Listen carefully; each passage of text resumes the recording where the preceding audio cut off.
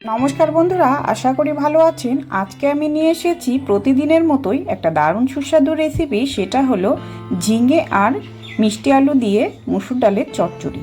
তো এই রান্নাটা খেতে কিন্তু অসাধারণ হয়েছে। দেখতে থাকুন আমার ভিডিওটি। তো আমি নিয়েছি তার জন্য দুটো ঝিঙে। আমি এই ঝিঙে দুটো একটু খোসা ছাড়িয়ে কেটে নেব। ঝিঙে দুটো কিন্তু একটু কচি টাইপের, সেই জন্য আমি খোসাটাকে একটু চেঁচে তারপর এইভাবে কিন্তু আমি কেটে নিলাম। একটু সরু সরু টুকরো করে কেটে নিয়েছি। সাদা আলুটাও মিষ্টি আলু যেটা সাদা রঙের হয় সেটাও কিন্তু একটু টুকরো করে কেটে নিয়েছি, ছোট ছোট টুকরো করে কেটে নিয়েছি। এবার ফ্রেশ করে আমি ধুয়ে নিলাম। এবার আমি গ্যাসে কড়া বসিয়ে দিয়েছি। কড়া গরম করে সর্ষের তেলে রান্নাটা করে নেব। আমি একদম কম মশলায় কম উপকরণে এই রান্নাটা কিন্তু করব। তো আমি তেল গরম হয়ে এলে কালো জিরে ফোড়ন দিয়ে দিলাম। কালো জিরেটা কিন্তু ঝিঙের সাথে এই রান্নাটা বেশ মানায়। মুসুর ডালের তো কালো জিরে লাগেই, আর ঝিঙের সাথে আছে, সেই জন্য কালো জিরেটাই আমি শুধু ফোড়নটা দিয়ে দিই। এবার আমি দুটো কাঁচা লঙ্কা একটু ফাটিয়ে দিলাম। কালো জিরের সাথে কাঁচা লঙ্কাটা কিন্তু দারুণ গন্ধ একটা চলে আসবে, সেক্ষেত্রে গন্ধটা ফোড়নটা বেশ ভালো লাগবে ঝিঙের সাথে। তো এইভাবে আমি গ্যাসের ফ্লেমটাকে একটু লো করে তারপর ফোড়নটাকে দিয়ে নিলাম। এবার মুসুর ডাল ধুয়ে রেখেছি, সেটা আমি দিয়ে নেব। এখানে মুসুর ডাল আমার হাফ কাপ পরিমাণ হবে, সেটা আমি ধুয়ে রেখেছি। সেই জন্য একটু ফুলে ধোয়ার পর কিন্তু মুসুর ডালটা একটু বেড়ে যায়, দেখতে বেশি দেখা যাচ্ছে, কিন্তু আমি হাফ কাপ পরিমাণ নিয়েছি। তো এই রান্নাটা এভাবে করব। ডালটাকে আমি ফোড়নের পর দিয়ে নিয়ে একটু নাড়াচাড়া করে নেব। তো একটু ফোড়নের সাথে নাড়াচাড়া করেই কিন্তু আমি সাথে সাথেই দিয়ে দেব সবজিগুলো। তো এইভাবে কেটে রাখা ধুয়ে রাখা সবজিগুলো আমি দিয়ে নিচ্ছি। ঝিঙেটা আর আলুটা কিন্তু আমি একসাথেই দিয়ে নিলাম, এটা আলাদা করে ভেজে নেওয়ার কোনো দরকার নেই। তো মুসুর ডালের সাথে আমি এইভাবে রান্নাটা করব। একদম সহজ একটা রান্না, দেখতে থাকুন। তো আমি পরিমাণ বুঝে নুন দিয়ে দিলাম, হলুদ দিয়ে দিলাম। এখানে দেব দুই একটা চেরা কাঁচা লঙ্কা, আমি 4টে ঝালের জন্য কাঁচা লঙ্কা দিয়ে নিলাম।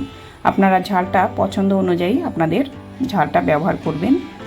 তো এবার সব উপকরণ আমি একসাথে নেড়ে নিচ্ছি। এখানে হলুদ আর নুনের পরিমাণটা কিন্তু অল্প কম রেখে দিতে হবে। এই ঝিঙে কিন্তু একটা জল জাতীয় সবজি, সেই সবজিটা কিন্তু মজে গিয়ে অল্প হয়ে যায়, সেক্ষেত্রে হলুদ আর নুনটা একটু কম পরিমাণ রেখেই কিন্তু দিতে হবে। রান্নার সময় দেখা যায় অনেকটাই, কিন্তু মজে গিয়ে পরিমাণটা কিন্তু অনেকটাই কমে যায়। তো আমি নাড়াচাড়া করে 1 মিনিট ঢাকা দিয়ে রেখে দিয়েছিলাম। তারপর দেখুন ঢাকনা খুলে আমি একটু নাড়াচাড়া করে নেব। এই ঝিঙের থেকে যে জলটা বেরিয়েছে সেটা দিয়ে কিন্তু একটু মজে গিয়ে রান্নাটা একটু নরম হয়ে গেছে সবজিগুলো। তো এইভাবে একটু আরেকটু নাড়াচাড়া করে আরও 2-4 মিনিট একটু ভাজা ভাজা করে নেব।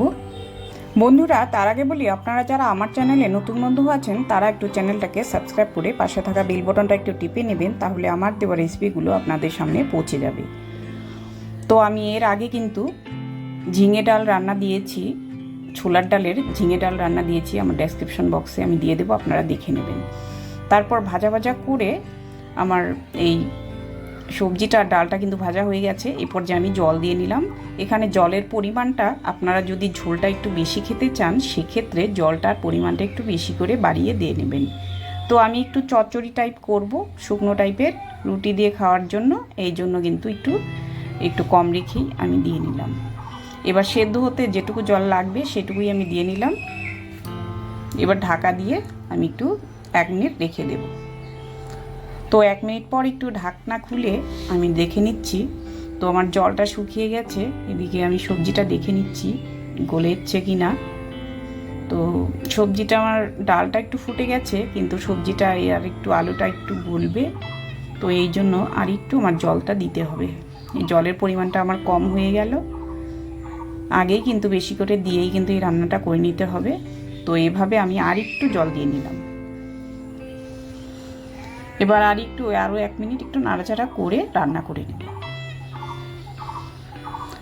তো এইভাবেই রান্নাটা করে নেব। বন্ধুরা, আমার চ্যানেলে অনেক রান্না দেওয়া আছে, আপনারা এইভাবে রান্নাটা করে দেখুন। মুসুর ডালের রান্না খেতে কিন্তু দুর্দান্ত লাগে। এই রান্নাটা শুকনো টাইপের রান্নাটা রুটি ভাত পরোটা সবটার সাথেই সকালবেলা যদি হঠাৎ তাড়াহুড়া লেগে যায় একবারেই ডালের সাথে দু একটা সবজি দিয়ে কিন্তু এই রান্নাটা এইভাবে রান্নাটা যে কোনো সবজি দিয়েই এইভাবে রান্নাটা করে নেওয়া যায়। তো আমি নুনটাকে একটু চেখে নিচ্ছি, নুনের পরিমাণটা আমার ঠিকঠাকই আছে। এবার উপরে একটু নাড়াচাড়া করে আর একটু উপরে মিষ্টির জন্য আপনারা যদি চান তো একটু চিনি দিয়ে নেবেন। তো আমি অবশ্যই একটু চিনি দিয়ে নেব। এখানে যেখানে নিরামিষ রান্না সেই জন্য একটু চিনিটা দিলে স্বাদটার ব্যালেন্সটা একটু ঠিক থাকবে, সেই জন্য উপরে একটু চিনি দিয়ে নিলাম। আর একটা কথা, এখানে আপনারা যে পেঁয়াজ রসুন যারা খান সেটা কিন্তু ফোড়নে দিয়ে নিয়ে কিন্তু রান্নাটা করে নিতে পারবেন। তো আমি সেমনটা করলাম না, অনেকেই কিন্তু মুসুর ডাল খায় কিন্তু পেঁয়াজ রসুনটা খায় না, সেই জন্য এই রান্নাটা তাদের জন্য বিশেষ করে। তো বন্ধুরা এভাবে ঘরে বানাবেন আর খেয়ে দেখবেন, আর একটু কমেন্টে জানিয়ে দেবেন। ভাত রুটি লুচি পরোটা সব সাথেই কিন্তু এটা খেতে দুর্দান্ত লাগবে। আমরা আজকে রুটি দিয়ে খাবো। তো পুরো ভিডিওটি দেখার জন্য অনেক অনেক ধন্যবাদ রইল। এভাবে পাশে থাকুন, সুস্থ থাকুন, ভালো থাকুন। ধন্যবাদ।